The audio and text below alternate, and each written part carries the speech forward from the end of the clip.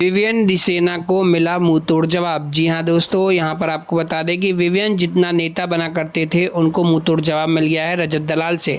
आइए दोस्तों हम बताते हैं दरअसल वाकया क्या हुआ। यहाँ पर जो चाहत पांडे रहती हैं वो चाहत पांडे पूछती विवियन से कि क्या आप नहा रहे हैं, तो विवियन बोलते हैं जी हाँ।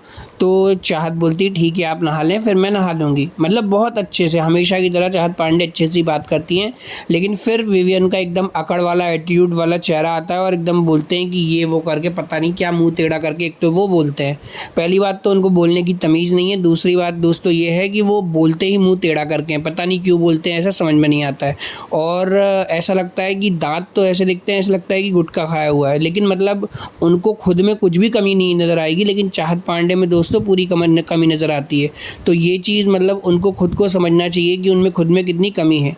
और अंदर जाने के बाद दोस्तों यहाँ पर विवियन जो रहते हैं वो क्या बोलते हैं, रजत को बोलते हैं कि रजत तेरे को आना है क्या, कुछ करना है। मतलब इतने चालाक हैं कि जानबूझ के चाहत को और तड़पाते हैं, क्योंकि उनको जाना रहता है बाथरूम तो उनको नहीं जाने देते। और रजत बोलता है कि बस मुझे 2 मिनट के लिए वॉशरूम जाना है, फिर आप यूज़ कर लेना। तो यहाँ पर विवियन बोलते हैं ठीक है तू मुझे ही दे रहा है, मैं तेरे को बाथरूम दे रहा हूँ तो तू मुझे ही बाथरूम वापस करना और किसी को मत देना। यानी कि उनका सीधा वो था कि तू चाहत को मत देना। तो रजत दलाल जाते हैं दोस्तों और वॉशरूम यूज़ करके आ जाते हैं। फिर एकदम से पीछे से चाहत आती है, तो चाहत बोलती है बस मुझे 10 सेकंड के लिए सूसू जाना है। तो दोस्तों अब वॉशरूम लगी है तो जाना तो पड़ेगा ही, लेकिन यहाँ तो क्या विवियन तो उनको ऐसा लगता है वो कलर्स का फेस है और उनके दामाद है, तो उनको मतलब बिल्कुल सलाखों पर बैठा कर रखा जाएगा, कोई कुछ बोल नहीं सकता है। तो वो चढ़ गए रजत दलाल पे। उन्होंने बोला कि मैंने तुमसे बोला था कि तुम वॉशरूम किसी को मत देना, बाथरूम मत देना, तो तुमने दिया क्यों।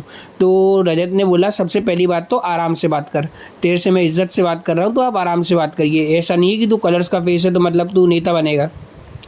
तो अच्छे से समझाया और यहाँ पर विवियन बोलने लगा कि जब मैंने तेरे को बोला था कि तू बाथरूम मेरे को देना तो तूने उसको क्यों दिया।